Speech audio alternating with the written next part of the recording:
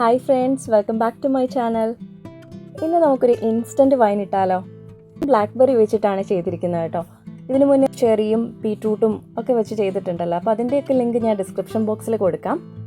ഇത് നമ്മുടെ ബാക്ക് യാർഡിൽ നിന്ന് തന്നെയുള്ള ബ്ലാക്ക്ബെറി വെച്ചിട്ടാണ് ഞാൻ ചെയ്യുന്നത്. അപ്പോൾ അത് ഹാർവെസ്റ്റ് ചെയ്യുന്നതും കഴിഞ്ഞൊരു വീഡിയോയിൽ കാണിച്ചല്ലോ. 2 ദിവസം കൊണ്ടുള്ള നല്ല വീഡിയോ ഉള്ള നല്ലൊരു സ്പാർക്ലിംഗ് എഫക്റ്റ് ആയിട്ടുള്ള വൈൻ തയ്യാറാക്കി എടുക്കുന്നത്. അപ്പോൾ കണ്ടാലോ? ബ്ലാക്ക്ബെറി നന്നായിട്ട് കഴുകി വെള്ളം വാർന്ന് വെച്ചിട്ടുണ്ട്. വലിയൊരു പാനാണ് എടുത്തിരിക്കുന്നത്. ഇതിലേക്ക് നമുക്ക് 1 കിലോ ബ്ലാക്ക്ബെറി ചേർക്കാം. ഒരു ഓറഞ്ച് ചെറിയ പീസസ് ആയിട്ട് കട്ട് ചെയ്തത് അതിൻ്റെ തൊലിയോടുകൂടി ചേർക്കാം. അതുപോലെ ഒരു നാരങ്ങ. പിന്നെ നമ്മൾ ഇതിലേക്ക് കുറച്ച് സ്പൈസസ് ഒക്കെ ചേർക്കുന്നുണ്ട്. ഇതിലേക്ക് നമ്മൾ ആ സ്പൈസസ് ഒക്കെ ചേർക്കുമ്പോൾ നല്ല ടേസ്റ്റി ആയിട്ടുള്ള, എല്ലാവർക്കും ഇഷ്ടപ്പെടുന്ന രുചിയിലുള്ള ഒരു സ്പെഷ്യൽ ടേസ്റ്റ് നമുക്ക് ഈ ഒരു വൈനിൽ കിട്ടും. ഒരു പീസ് പട്ട ചേർക്കാം. അതുപോലെ ചുക്ക്, 3 ജാതിക്ക, കുറച്ച് ഏലക്ക, കുറച്ച് ഗ്രാമ്പും. ഇതൊക്കെ നമുക്കൊരു 10 മുതൽ 15 ഗ്രാം വരെ മാക്സിമം നമുക്ക് ചേർക്കാം, ഗ്രാം അളവിലാണെങ്കിൽ. അല്ലെങ്കിൽ 1 സ്പൂണ് ചേർക്കാം. കറുവാപ്പട്ട ഞാനിവിടെ ഒരു 50 ഗ്രാമാണ് ചേർത്തിരിക്കുന്നത്. ഇനി ഇതിലേക്ക് നമുക്ക് മധുരത്തിനായിട്ട് ഞാനിവിടെ 1.25 കിലോ പഞ്ചസാരയാണ് ചേർത്തിരിക്കുന്നത്. ഇനി നമ്മൾ എത്ര ലിറ്റർ വൈനാണോ ഇത് ഇടാൻ ഉദ്ദേശിക്കുന്നത് അത്രയും വെള്ളം ചേർക്കാം. ഞാനിവിടെ 3 ലിറ്റർ വൈനാണ് തയ്യാറാക്കുന്നത്. 3 ലിറ്റർ വെള്ളം കൂടി ചേർത്തിട്ടുണ്ട്. ഇനി ഇതെല്ലാം നന്നായിട്ടൊന്ന് മിക്സ് ചെയ്ത് കൊടുക്കാം. പഞ്ചസാരയുടെ അളവ് നമ്മൾ ആ എടുക്കുന്ന ഫ്രൂട്ട്സിൻ്റെ പുളി അനുസരിച്ച്, നമുക്ക് പുളിയുള്ള ഫ്രൂട്ട്സ് ആണെന്നുണ്ടെങ്കിൽ കുറച്ചുകൂടി പഞ്ചസാര ചേർക്കാം.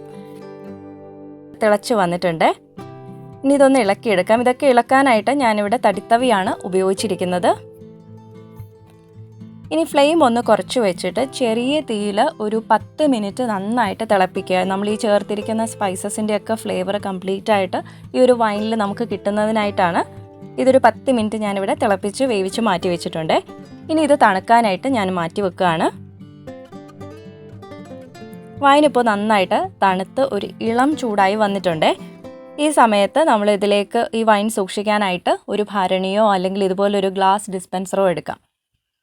അത് ഒട്ടും വെള്ളത്തിൻ്റെ അംശം പാടില്ല, നല്ല ക്ലീൻ ആൻഡ് ഡ്രൈ ആയിട്ടിരിക്കണം.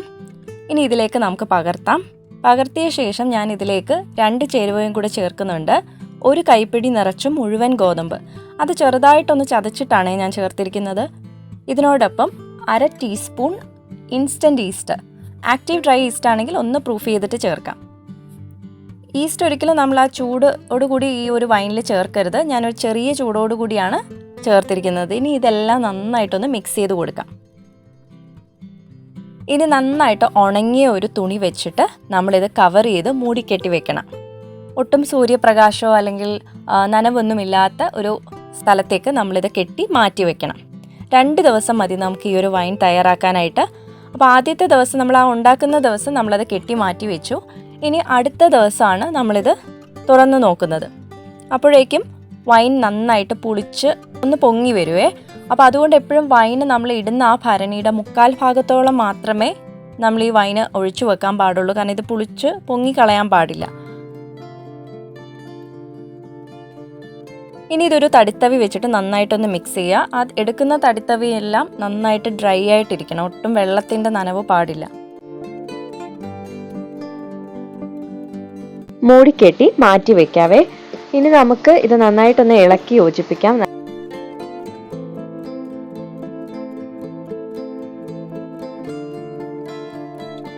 വൈൻ ഇവിടെ റെഡി ആയിട്ടുണ്ട്.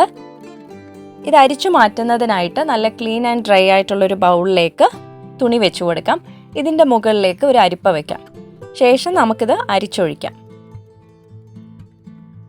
ഒരു ബ്ലാക്ക്ബെറിയുടെ ആ ഒരു പേർപ്പിൾ കളറാണ് നമുക്ക് ഈ ഒരു വൈന് കിട്ടിയിട്ടുള്ളത്. ബൗളിൽ പകർത്തിയത് ഞാനിവിടെ ഒരു ബോട്ടിലും അതുപോലെ തിരിച്ച് ക്ലീൻ ആൻഡ് ഡ്രൈ ആയിട്ടുള്ളൊരു ഡിസ്പെൻസറിലേക്ക് തിരിച്ചു പകർത്തിയിട്ടുണ്ട്.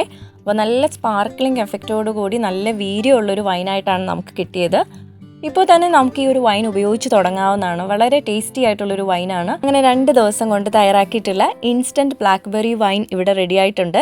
നല്ലൊരു സ്പാർക്ലിംഗ് എഫക്റ്റാണ്. അതുപോലെ നമ്മൾ ആ ചേർത്തേക്കുന്ന സ്പൈസസിൻ്റെ ഒക്കെ കൂടി ഒരു സ്പെഷ്യൽ ഒരു ടേസ്റ്റാണ് ഈ ഒരു വൈനിനുള്ളത്. എല്ലാവരും ഈ ഒരു ക്രിസ്മസിന് ട്രൈ ചെയ്തിട്ട് നിങ്ങളുടെ ഫീഡ്ബാക്ക് അറിയിക്കുക. വീണ്ടും പുതിയ റെസിപ്പീസുമായിട്ട് കാണാം. Till then, thank you for watching.